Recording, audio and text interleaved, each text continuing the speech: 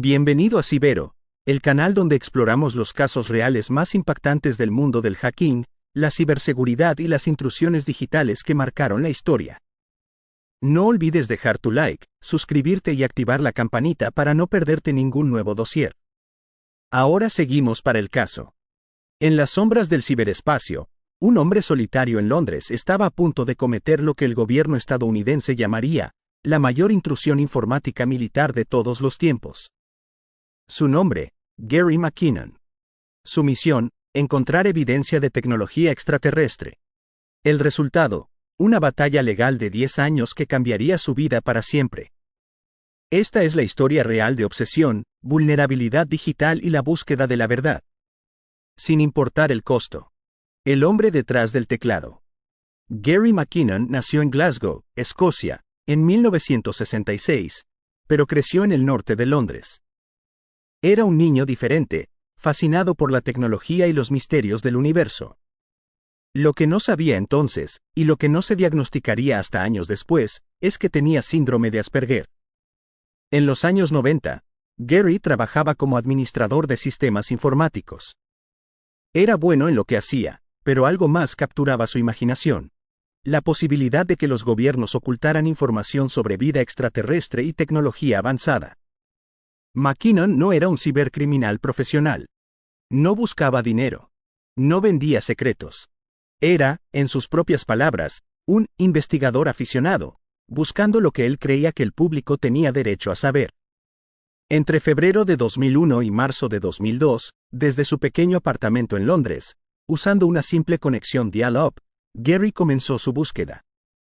Su objetivo: penetrar en los sistemas informáticos más protegidos del mundo. Pero, ¿cómo lo hizo?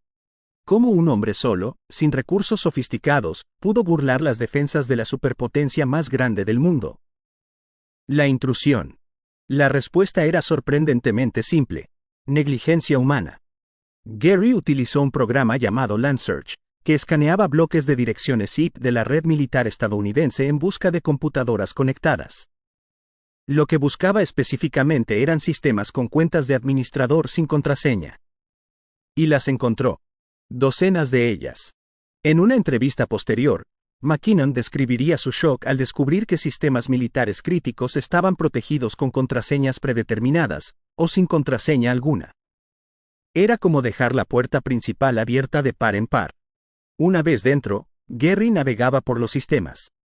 Accedió a 16 computadoras de la NASA, 14 bases militares de la Marina de Estados Unidos, 13 computadoras del Ejército, sistemas del Pentágono, la estación de armas navales de Earl, y muchos otros sitios clasificados. ¿Qué estaba buscando exactamente? Archivos sobre supresión de energía libre, tecnología antigravedad, y lo que él llamaba oficiales no terrestres, evidencia de que el gobierno estadounidense tenía contacto con vida extraterrestre. Pero McKinnon cometió un error que muchos hackers novatos cometen: dejó mensajes. En algunos sistemas, dejó notas criticando la seguridad lamentable. Escribió: su seguridad es una mierda. En otros, dejó mensajes políticos sobre política exterior estadounidense. Estas firmas serían su perdición. Pero también revelarían algo importante: Gary no era un espía profesional. Era un activista aficionado con una búsqueda obsesiva. Durante meses, Gary continuó sus intrusiones, principalmente de noche y durante los fines de semana. Revisaba archivos, descargaba documentos, buscaba cualquier indicio de la verdad que creía estaba oculta. ¿Encontró lo que buscaba? Según sus propias declaraciones, sí y no. Afirmó haber visto una fotografía de alta resolución de un objeto cilíndrico flotando en el espacio, sin remaches ni costuras visibles.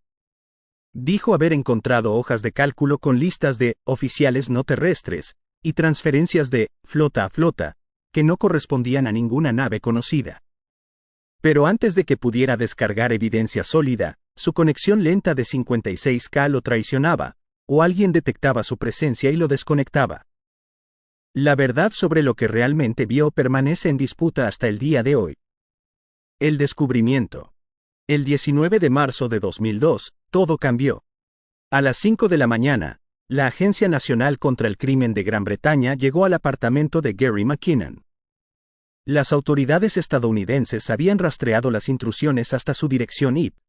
Gary fue arrestado. En ese momento, la magnitud de lo que había hecho comenzó a hacerse evidente. No solo para él, sino para el mundo. Estados Unidos no perdió tiempo. Los fiscales estadounidenses presentaron una acusación formal, describiendo las acciones de McKinnon como la mayor intrusión informática militar de todos los tiempos. Las acusaciones eran devastadoras. 7 cargos de fraude informático, daños estimados en $700,000, acusación de paralizar sistemas críticos de defensa, y una pena potencial de 70 años de prisión. 70 años.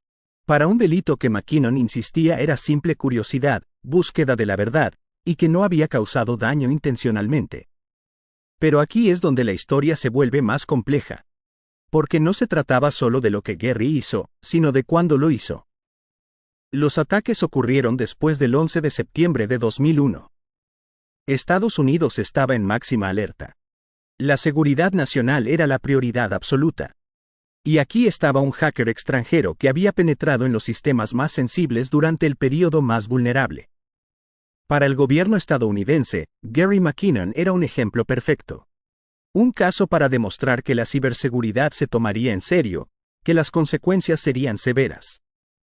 Para Gary, era el comienzo de una pesadilla de 10 años. La batalla legal. Lo que siguió fue una de las batallas de extradición más prolongadas y controvertidas en la historia legal británica. Estados Unidos quería a Gary McKinnon en suelo estadounidense para ser juzgado. El gobierno británico, inicialmente, estuvo de acuerdo. Pero surgió un problema, la salud mental de Gary. En 2008, a Gary finalmente se le diagnosticó síndrome de Asperger, una forma de autismo de alto funcionamiento. Los expertos advirtieron que la extradición a Estados Unidos, enfrentando décadas en prisión, podría llevarlo al suicidio. Su madre, Janice Sharp, se convirtió en su defensora más feroz. Lanzó una campaña pública masiva para detener la extradición. Las peticiones recogieron cientos de miles de firmas. Celebridades, políticos y activistas de derechos humanos se unieron a la causa. El caso se convirtió en un símbolo de la relación especial entre Estados Unidos y el Reino Unido. ¿Hasta dónde llegaría Gran Bretaña para apaciguar a su aliado más poderoso? Año tras año, el caso rebotaba entre tribunales. Gary ganaba apelaciones, solo para que Estados Unidos presionara más fuerte. Perdía en un nivel, solo para apelar al siguiente. El estrés era inmensurado. Gary vivía en un limbo constante, sin saber si sería enviado a través del Atlántico a una prisión de máxima seguridad. Durante este tiempo, surgieron detalles fascinantes del caso. Gary admitió sus acciones. Nunca negó haber accedido a los sistemas. Pero insistió en que no causó daño intencionalmente. Los sistemas eran tan inseguros que cualquiera podría haberlos accedido. Su objetivo nunca fue sabotaje o espionaje, y buscaba información que creía debía ser pública. Las acusaciones de daño de $700,000 fueron cuestionadas. ¿Fue daño real o el costo de mejorar la seguridad que debería haber existido desde el principio? Los críticos argumentaban que Estados Unidos exageraba el caso para encubrir su propia vergüenza por tener sistemas militares críticos tan pobremente protegidos. Otros señalaban que hackers reales, aquellos que robaban secretos para gobiernos extranjeros o grupos criminales, recibían sentencias mucho más leves. ¿Por qué Gary era diferente? La respuesta, para muchos, era clara, porque expuso la verdad incómoda sobre la vulnerabilidad estadounidense. La resolución. El 16 de octubre de 2012, después de una década de lucha, llegó la noticia. Theresa May, entonces ministra del Interior británica, anunció que Gary McKinnon no sería extraditado a Estados Unidos. Citando preocupaciones sobre su salud mental y derechos humanos, el gobierno británico finalmente dijo, suficiente.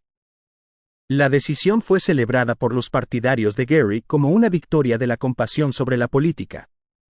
Fue condenada por Estados Unidos como un fracaso de la justicia. Pero había condiciones. Gary enfrentaría posibles cargos en Gran Bretaña. En diciembre de 2012, el Servicio de Fiscalía de la Corona británico anunció que no presentaría cargos contra Gary McKinnon. La razón. No había suficiente evidencia de que sus acciones causaran daño real, y el caso ya había tomado demasiado tiempo. Después de 10 años, Gary era libre. Pero, ¿a qué costo? El legado. La historia de Gary McKinnon nos deja con preguntas profundas. Sobre la ciberseguridad, ¿cómo era posible que los sistemas militares más importantes del mundo estuvieran tan mal protegidos? El caso McKinnon forzó a Estados Unidos a reconocer y abordar vulnerabilidades masivas. Sobre la justicia. ¿Son proporcionales 70 años de prisión para un delito no violento cometido por alguien con problemas de salud mental? ¿Dónde trazamos la línea entre curiosidad, activismo y crimen? Sobre la transparencia. ¿Tienen los gobiernos derecho a ocultar información al público? ¿Qué pasa cuando las personas deciden que tienen derecho a saber? Y luego está la pregunta que Gary nunca dejó de hacer: ¿qué vio realmente en esos sistemas? Gary ha mantenido consistentemente que vio evidencia de tecnología avanzada y referencias a oficiales no terrestres. El gobierno estadounidense nunca ha abordado específicamente estas afirmaciones, eligiendo en cambio enfocarse en el acto de intrusión en sí. ¿Era real? ¿Era malinterpretación? ¿Era desinformación diseñada para confundir a posibles intrusos? Probablemente nunca lo sabremos. Hoy, Gary McKinnon vive tranquilamente en el Reino Unido. Trabaja en tecnología, es defensor de los derechos del autismo, y ocasionalmente da entrevistas sobre su extraordinaria experiencia. Ha dicho que, aunque arrepentido del estrés causado a su familia, no lamenta buscar la verdad. Pero admite que su método, la intrusión ilegal, fue equivocado. La historia de Gary McKinnon es única en los anales del cibercrimen. No fue un espía. No fue un ladrón. ¿Fue un hombre obsesionado con una pregunta que ha fascinado a la humanidad durante generaciones? ¿Estamos solos? En su búsqueda de respuestas, expuso las grietas en la armadura de la superpotencia más grande del mundo. Demostró que la seguridad a menudo es una ilusión. Y sobrevivió a una batalla legal que habría destruido a personas más fuertes. Su legado es complicado. Para algunos, es un héroe que desafió al poder.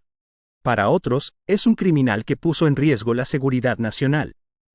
Para muchos más, es simplemente un recordatorio de que en la era digital, las líneas entre curiosidad, activismo y crimen son cada vez más borrosas.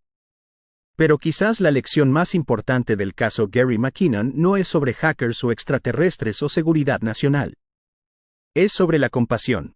Es sobre reconocer que las personas son complejas, que el contexto importa, y que la justicia sin humanidad no es justicia en absoluto. Gary McKinnon buscaba la verdad sobre lo desconocido. En cambio, descubrió una verdad diferente, que incluso los más poderosos son vulnerables, que la obsesión tiene consecuencias, y que a veces, después de la tormenta más oscura, la redención es posible. Gary McKinnon nunca enfrentó cargos por sus acciones. Los sistemas que penetró fueron finalmente asegurados. La pregunta que lo motivó permanece sin respuesta. O al menos, así dice el gobierno. Y así cerramos otro dossier de Cibero, donde las sombras del ciberespacio se encuentran con las historias reales que marcaron el mundo digital. Si te gustó este capítulo, deja tu like, porque nos ayuda muchísimo a seguir creando contenido. No olvides suscribirte y activar la campanita para no perderte los próximos casos, investigaciones y relatos del universo hacker. Gracias por acompañarnos. Esto es Cibero, donde la realidad supera a la ficción.